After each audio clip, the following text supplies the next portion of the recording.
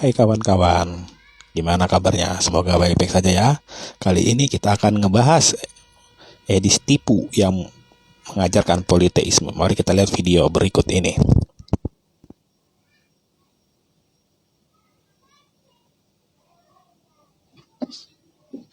Ya, selamat sore saudara, selamat berjumpa kembali dengan saya Pendeta MBM. Saudara, saya jarang live stream sekarang dan ada banyak orang yang memberikan komentar di kolom-kolom komentar video-video YouTube saya yang mengatakan bahas Edis Pak, biar viral katanya. Tapi komentar itu komentar-komentar dungu, saudara, bukan komentar-komentar orang yang motifnya ingin kebenaran, tapi mereka sedang mengejek atau menghina ya saudara ya.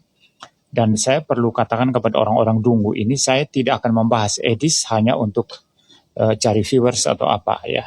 Kecuali ada yang sesat apa dari Edis, pasti saya bahas ya. Jadi saya bukan sembarang bahas orang hanya karena cari viewers atau apa, itu persetan ya saudara ya. Jadi saya membahas Edis ketika dia mengungkapkan atau menyatakan pernyataan-pernyataan bidat atau sesat di dalam video-videonya saudara. Dan hari ini saya mendapati di satu grup WhatsApp satu video yang di mana Edis berkata Allah Alkitab itu politeis ya saudara. Dan bagi saya ini harus dibahas ya, karena ini adalah kesesatan yang sangat-sangat serius dan sangat-sangat nyata saudara. Poultry manure fertilizer production line is a resource recovery and environmentally friendly solution that can convert. Dibahas ya, karena ini adalah kesesatan yang sangat-sangat serius dan sangat-sangat nyata saudara. Ya baik, sebelum kita akan melanjutkan pembahasan, saya akan share screen dulu.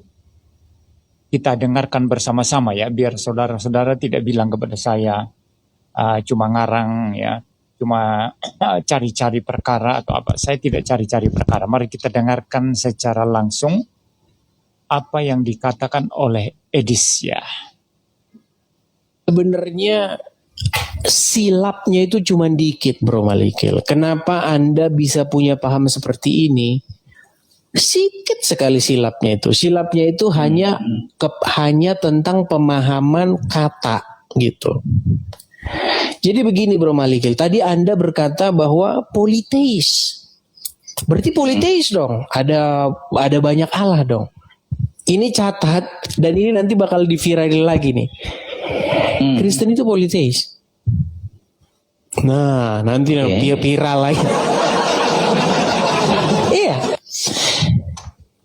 Alkitab itu memang politeis, mengajarkan politeisme.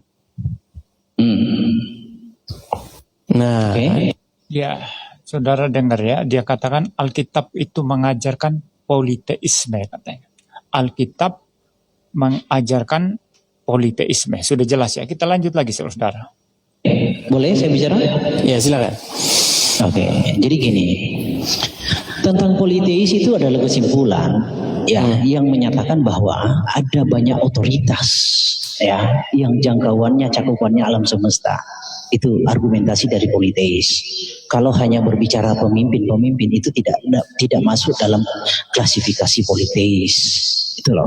Jadi kalau kita mau gali lagi politeis itu kesimpulan dari apa sih? Apa argumentasinya? Argumentasinya kayak gitu, tentang adanya banyak pencipta.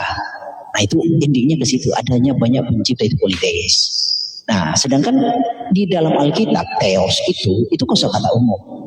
Itu yang saya tadi bilang, theos di dalam Alkitab. Saya perlu jelaskan dulu ya konteksnya saudara. Dia lagi berdebat dengan seorang oneness ini saudara. Jadi orang oneness ini mau mempertahankan tesisnya bahwa Allah itu satu pribadi ya. Jadi Yesus adalah Bapa ya. Bapa adalah Yesus gitu ya. Ya mari kita lanjut ya. Kitab itu memiliki dua status pengertian. Dua status pengertian kata theos. Kata theos yang hanya dipanggil dan kata theos yang adalah kenyataan diri. Itu loh. Kenyataan diri memang theos. Kenyataan diri dia theos dipanggil. Contoh seperti Musa. Musa itu diangkat oleh Tuhan jadi Elohim. Jadi status dari Sebetulnya penjelasan orang oneness ini kacau juga saudara ya. Tapi hari ini saya tidak mau membahas ini karena akan melebar kemana-mana nanti ya saudara. Jadi biarkan dia ngalor ngidul ya dengan kebodohannya saudara. Kita fokus kepada Edis saja. Musa, kenyataan diri Musa adalah ciptaan, tapi dipanggil Theos. Demikian juga orang Farisi, orang Saduki seperti Yohanes 10 ayat 34. Bukankah kamu juga Allah? Ya mereka karena pemimpin keagamaan itu loh. Mereka itu dipanggil. Jadi status kata Theos bagi manusia itu adalah panggilan, bukan kenyataan diri. Nah, ingin saya telusuri dari Anda, Bapa dan Tuhan Yesus yang Anda anggap berbeda, status kata Theos bagi Bapa dan Tuhan Yesus itu hanya sebutan atau kenyataan diri mereka berdua? Kesebutan dan kenyataan diri. Sebutan dan kenyataan diri. Dua-duanya. Kalau memang kalau memang sebutan dan kenyataan diri, argumentasinya seperti apa ya jika Anda bukan politeis? Baik, makanya tadi saya bilang kan Alkitab itu mengajarkan politeis. Tuh kata dari Edis Tipu yang mengatakan Alkitab mengajarkan politeis. Kata Edis Tipu. Mari kita lihat penjelasan politeisme berikut ini.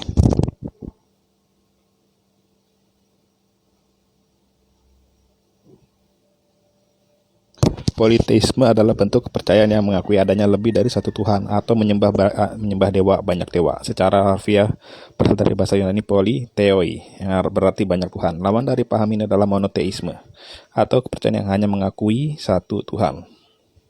Terminologi. Politeisme berasal dari bahasa Yunani poli banyak dan theos Tuhan. Dan istilah ini dipakai pertama kali oleh penulis Yahudi Philo Alexandria untuk membantah orang-orang Yunani saat menyebar agama Kristen di seluruh Eropa dan Mediterania. Bangsa ataupun agama non-Yahudi dianggap kafir. Istilah yang lazim dipakai orang Yahudi ke orang non-Yahudi atau penyembah berhala, atau dalam penyembahan berhala yang jelas-jelas merendahkan, menyembah dewa palsu. Penggunaan modern istilah ini pertama kali dihidupkan kembali dalam bahasa Prancis melalui Jean Bodin pada tahun 1580, diikuti oleh penggunaan Samuel Prussias dalam bahasa Inggris pada tahun 1614, para dewa dan ketuhanan. Para dewa politeisme sering digambarkan sebagai tokoh yang kompleks dari status yang lebih besar atau lebih kecil, dengan keterampilan individu, kebutuhan, keinginan, dan sejarah.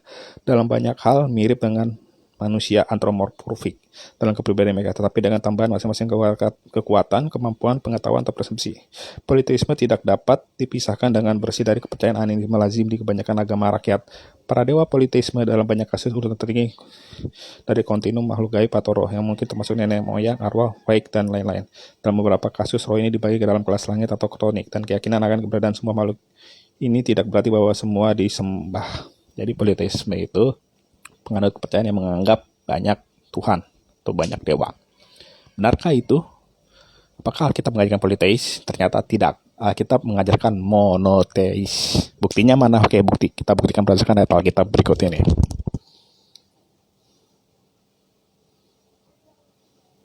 Ulangan 5 ayat 1.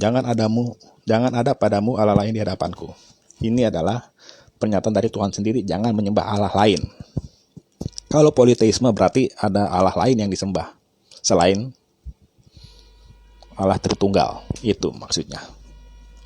Dan masih ada lagi pernyataan bahwa Tuhan yang di Alkitab berjumlah satu. Kita lihat ayat Alkitab berikut ini.